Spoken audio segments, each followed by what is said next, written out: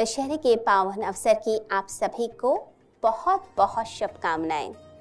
दशहरा यानी कि अधर्म, असत्य, अहंकार पर अंधकार के ऊपर सत्य की, प्रेम की, प्रकाश की विजय का पर्व।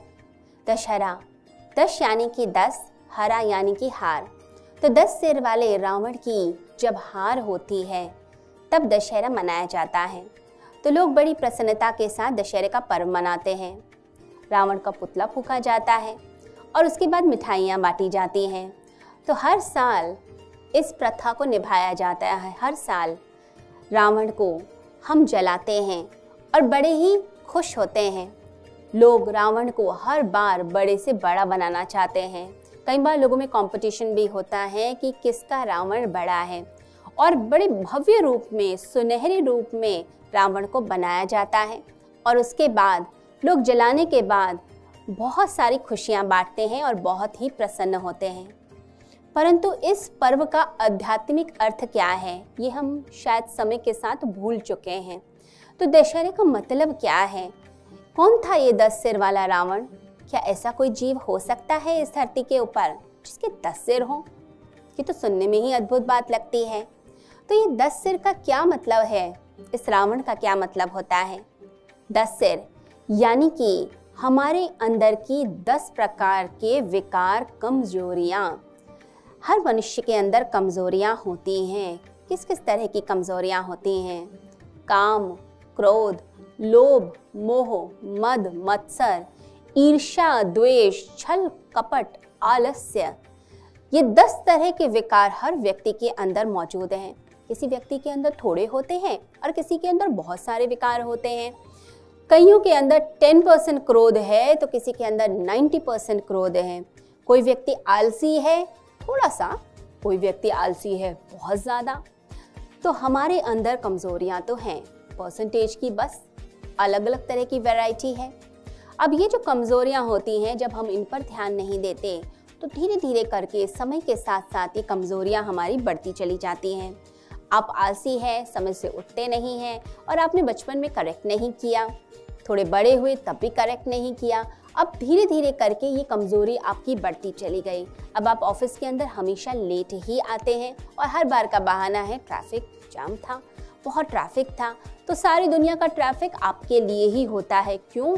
क्योंकि आप अपने आप को सुधारना नहीं चाहते हैं और हर बार बहाना बनाते हैं। अब इस कमज़ोरी के कारण ऑफिस के लोग आपको थोड़े अलग ढंग से देखते हैं कि ये तो कामचोर है, ये तो आलसी है। बॉस से भी रोज डांट लगती है, लेकिन आप कभी सुधरना चाहते नहीं। तो आपकी एक कमजोरी के कारण आपके बहुत सारे जो गुण हैं वो आपके छिप जाते हैं और फिर आपको अंदर से हीन भावना ग्रस्त कर लेती है। तो हर व्यक्ति में कमजोरी है और वो कमजोरी जब करेक्ट नहीं होती वो दिन प्रतिदिन बढ़ती चली जाती है। तो जब कमजोरियों को व्यक्ति कंट्रोल नहीं करता और वो बढ़ती चली जाती हैं तो ये कमज़ोरियाँ फिर हमारे गुणों को छुपाना शुरू करती हैं। तो हर साल जो रावण को बड़ा बनाया जाता है ये एक तरीके का प्रतीक है कि हमारे अंदर की कमज़ोरियाँ भी दिन प्रतिदिन हर साल बढ़ती चली जाती हैं। तो इन कमज़ोरियों पर नियंत्रण करना है। कैसे करना है? अपने अंदर के सत्य से, अपनी आत्मा के प्रकाश से हमें इस पर विजय प्राप्त करनी है। कुछ लोग सोचते हैं इतनी सारी कमज़ोरियां हैं, हम बुरा मान लेते हैं, झूठ बोल लेते हैं, थोड़ी ईर्ष्या द्वेष कर लेते हैं। अब एक एक करके इस कमज़ोरियों को ठीक करेंगे।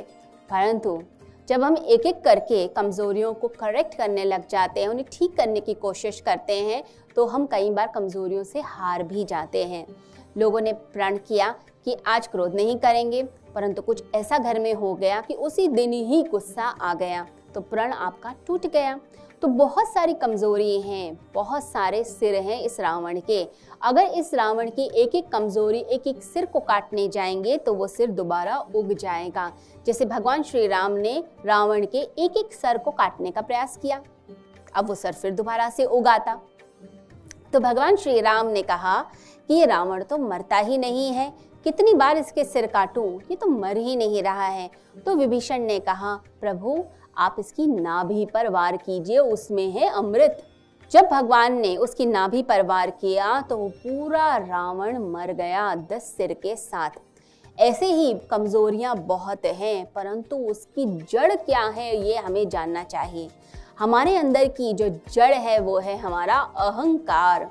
तो रावण अहंकार का प्रतीक कि मेरे पास इतना धन, मेरे पास ये पद है, मेरे पास सारी जहान की दौलत है, ऐश्वर्य है, सामर्थ्य है, बाहुबल है, मुझे तो इतना ज्ञान है, मैं विद्वान हूँ।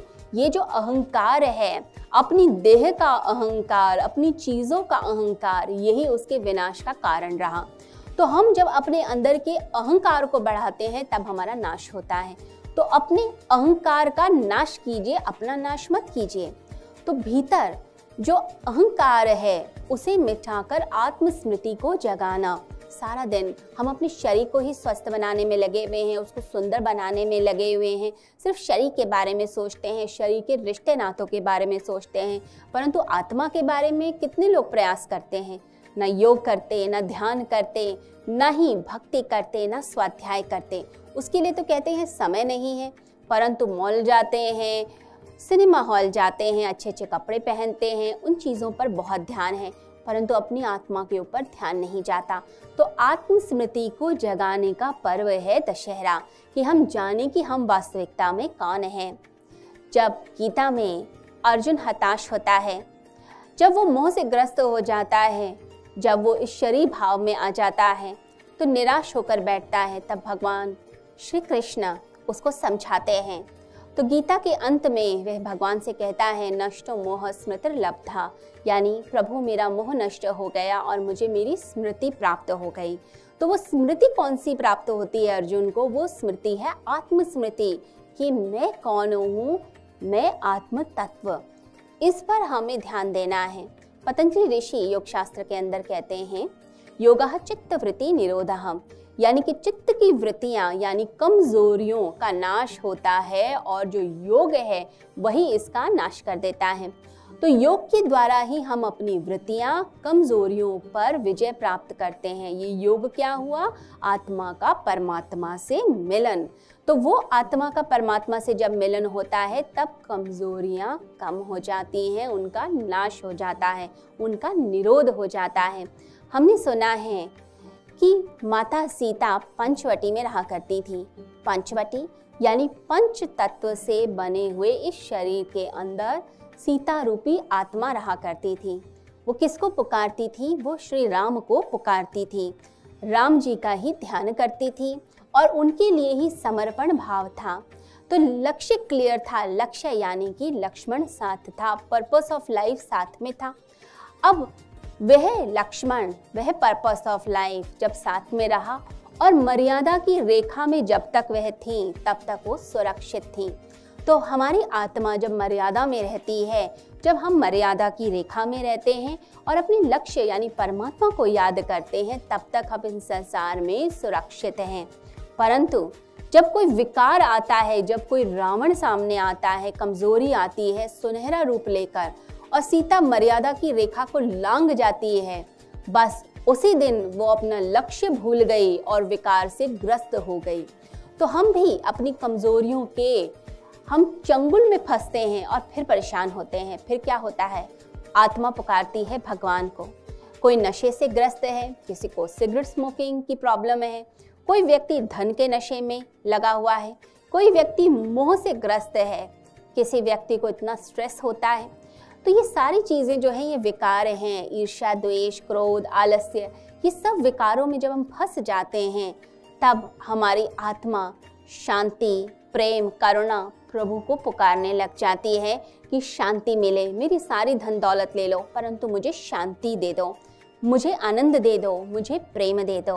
तो सीता जब राम को पुकारती है और भगवान फिर जब आते हैं, श्री राम आते हैं, तो रावण की कैद से सीता को छुड़ा लेते हैं और सीता को शांति मिलती है, प्रेम मिलता है। तो भगवान हमें बचाते हैं, हमें इस बात का ध्यान रखना है। तो अंदर की कमजोरियों पर विजय प्राप्त करने के लिए अपने अहंकार भाव से परमात्मा भाव में आना है, आत्म भाव में आना है और भगवान को याद करना है। साथ ही साथ बैलेंस बनाकर जीवन में चलना है। तो समत्वम योग उच्यते, समता योग है। योग यानी आत्मा का परमात्मा से मिलन। तो बैलेंस से लाइफ को जीना और अपने आप को साध कर चलना, अपनी मर्यादा को लांघना नहीं, इस चीज़ का ध्यान हमें रखना है। जब खाने पीने में मर्यादा को लांघा जाता है, रिश्तों में मर्यादा को लांघा जाता है, समता का पालन नहीं किया जाता, तब हम बीमार पड़ते हैं, हमारे घर में झगड़े होते हैं और तब फिर मनमुटाव होते हैं, हम डिप्रेस हो जाते हैं। तो इस चीज़ का हमें ध्यान रखना है दशहरे वाले दिन। और साथ में हमें ध्यान रखना है अपनी कमज़ोरियों को बहुत लोगों को नहीं बताना। विभीषण को जब कमज़ोरी का पता चला रावण की, तो उसने श्री राम को ये सब बातें बता दी, जिसके कारण उसका नाश हो गया। तो रावण का नाश कैसे हुआ? क्योंकि उसने अपने पास के लोगों को, अपने घर के लोगों को अपनी कमज़ोरी बता दी। अब कमज़ोरी जब हम किसी को बताते हैं तो वो व्यक्ति उस कमज़ोरी का फ़ायदा उठाता है। तो कमज़ोरी किसी को मत बताइए। साथ ही साथ आपने किसी के दबाव में आके काम नहीं करना। मारीच ने दबाव में आकर, ये जानते हुए प्रभु श्री राम कौन है, भगवान का ही रूप है, फिर भी भगवान के खिलाफ जाकर उसने रावण की सहायता की। रावण ने धमकाया कि मेरा साथ नहीं दोगे तो तुम्हारी हत्या कर दूंगा। तो जब हम किसी के दबाव में आते हैं और कुछ गलत काम करते हैं, तब हमारा विनाश हो जाता है। तो हमें मारीच की तरह नहीं बनना, हमें अंगद की तरह बनना है। अंगद ने अपने पैर को एक बार जमा दिया, यानी अपने संकल्प को एक बार पकड़ लिया, हिला नहीं। तो क्या हुआ? रावण यानी कि जो 10 कमजोरियां थी, उन्होंने शीश झुकाया। तो रावण झुका अंगद के पैरों में। क्यों? क्योंकि उसका संकल्प दृढ़ था। जब संकल्प दृढ़ होता है तो सारी कमजोरियां झुक जाती हैं। एक बार आप संकल्प ले लीजिए और उस संकल्प के ऊपर दृढ़ता के साथ चलते जाइए, फिर विजय ही विजय मिलती है। मेघनाथ और कुंभकर्ण के भी पुतले फूके जाते हैं। वो प्रतीक है मोह का। जब हम रिश्ते नातों से इतना मोह करते हैं कि उनके लिए हम गलत काम भी करते हैं। माता पिता भी बच्चों के लिए कई बार गलत काम कर देते हैं। भाई बहन भी गलत बात जानते हुए कि मेरा भाई गलत है या मेरी बहन गलत है, उसका साथ देते हैं और सत्य का साथ नहीं देते। तब क्या होता है? तब विनाश ही होता है। तो जो लोग मोहग्रस्त होंगे उनका नाश होगा। हमें बनना है हनुमान जी की तरह। हनुमान जी ने क्या किया? उन्होंने भक्ति करी। वो मोह के वश में नहीं थे, उन्होंने मोह नहीं किया, भगवान श्री राम से प्रेम किया। उनकी भक्ति के रस में वे डूबे रहे और उस भक्ति रस ने उन्हें तार दिया। तो हमें ऐसा बनना है जिससे भगवान हमें गले लगा लें। तो विजयदशमी का पर्व ये बताता है कि हमें भीतर के रावण का नाश करना है, भक्ति की ज्योत को जलाना है और भगवान को याद करके, भगवान श्री राम का नाम लेते हुए अपने अंदर के सत्य को इतना आगे बढ़ाना है, उसकी ज्योति को जागृत करना है कि भीतर का अंधकार उसका नाश हो जाए। ईश्वर करे आज के दिन आपकी जिंदगी में भी प्रकाश आए, आपके अंदर का जो राम तत्व है, जो भीतर का आत्म तत्व है, वो अहंकार पर विजय प्राप्त कर सके। सभी को हरिओम।